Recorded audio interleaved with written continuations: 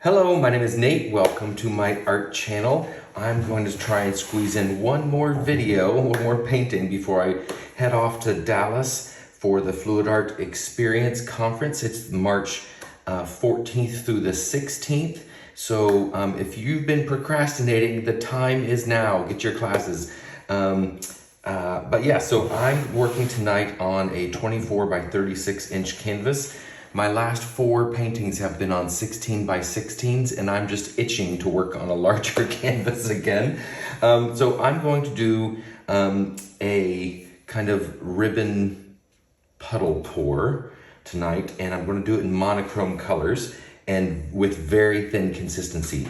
I'm using a really thin consistency because I don't want distinct lines. I want it to bleed out a bit as I tilt it out, and I want the edges of all of the colors to blend in together a little bit. So my base coat color is Creative Inspirations Payne's Gray, and then I also have Amsterdam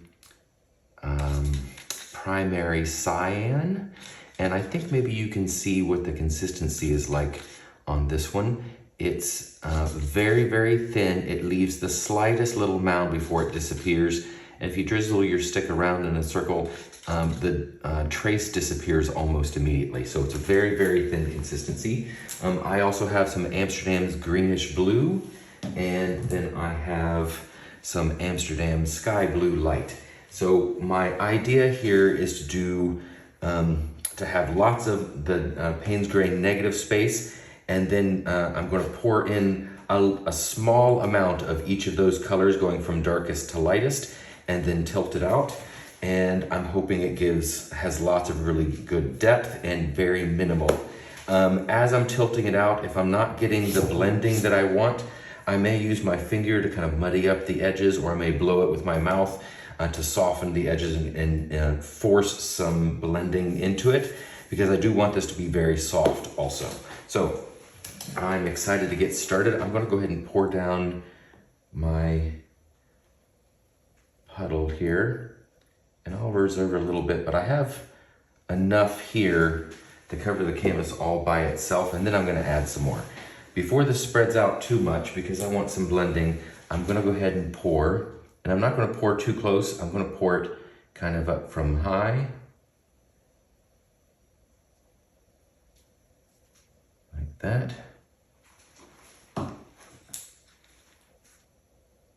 And this one right on top.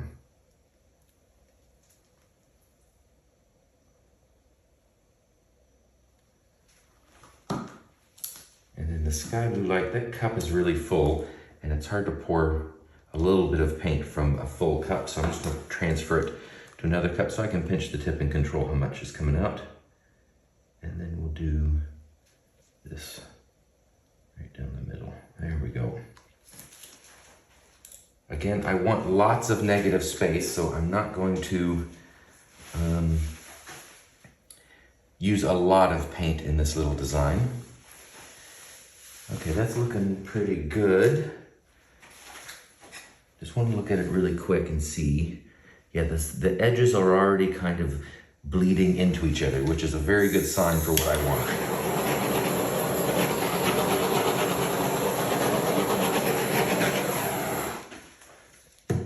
And again, I'm very happy for this to be quite minimal. So let's just put a little bit of this on the corners here. I have pre-painted my sides and edges, just as like a bit of a primer to make sure I don't get any bleed through from the canvas, or of the canvas. All right, let's just use our fingers to spread that out a little bit. I'm never afraid to get my fingers dirty or in the paint. I actually kind of like it. Here we go.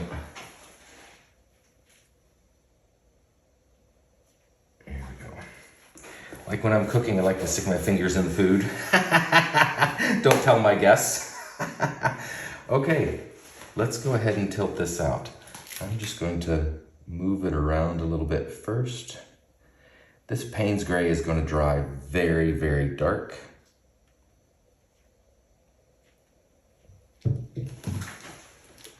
has a deep blue tint to it at the moment. We're gonna come down this direction, probably come off the canvas right about here.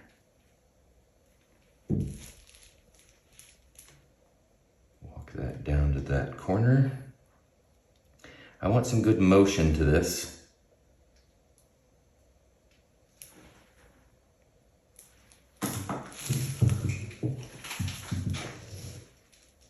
Ooh, cool. That sky blue light is not blending as much as I want it to. So, and neither is the cyan. Let's wipe off the fingers and see what we can do about that. Let's try blending that a little bit with our fingers. It's kind of stark right there. About right in through here.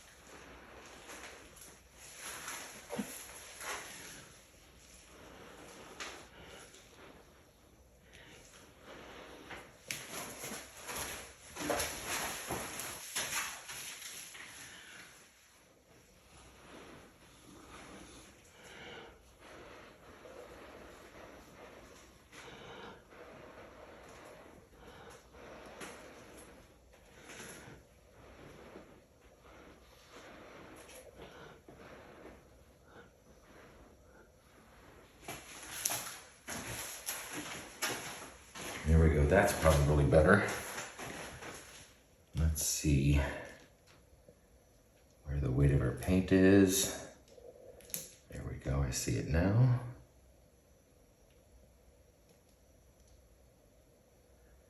Bring it down this way first. I think I want it to come down over here.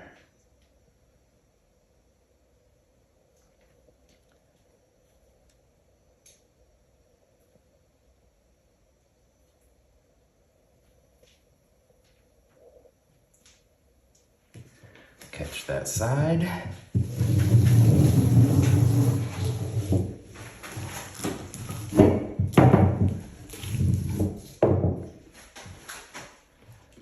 And we'll bring it down to the, grab that last corner.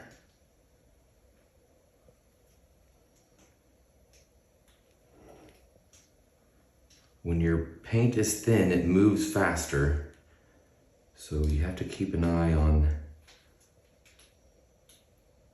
how quickly you're tilting to make sure you don't get really jagged lines. Okay, that's cool. I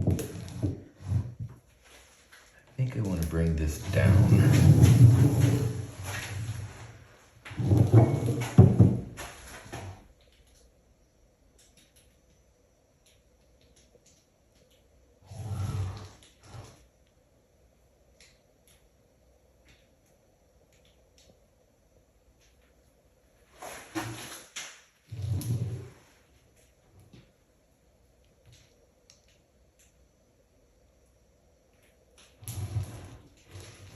Just losing a little bit more paint here.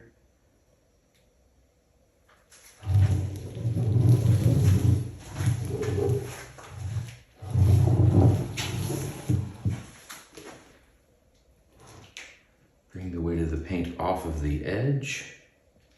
I don't want it running straight through the center, so that's probably good. Now we're just going to tilt this direction. Bring that weird line off the bottom. Bring the weight of the paint back off of the edge again, closer to the center. It'll stretch out that edge a little bit. Ooh, that's pretty. The greenish blue did the most blending. That's okay. You know what I want? I want to bring the weight of the paint back a little more to the middle.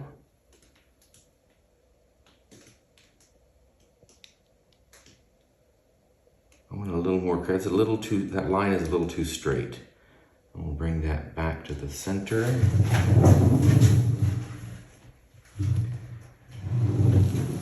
And we're going to introduce a little curve there, hopefully.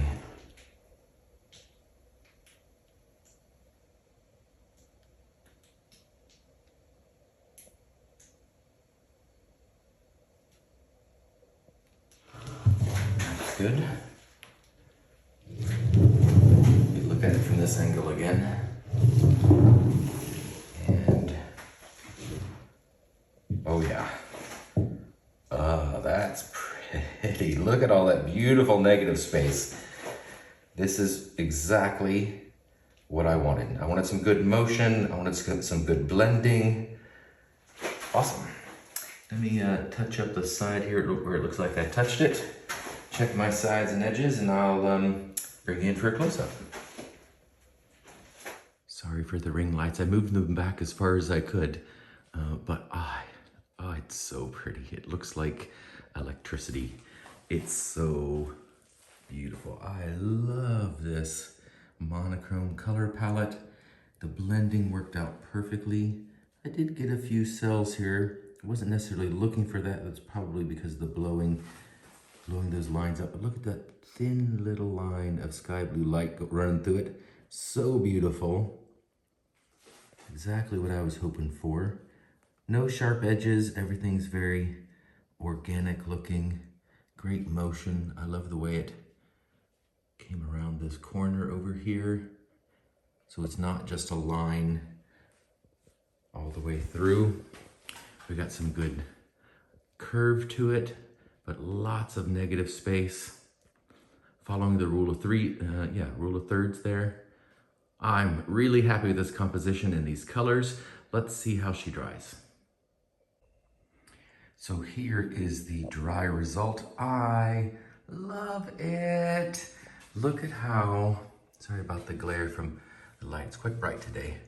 Look at the way that greenish blue blended into the Payne's gray. I love it. Exactly what I was going for. And I love the way that that kind of curls around that corner. There's so much negative space. All of this is just so beautiful.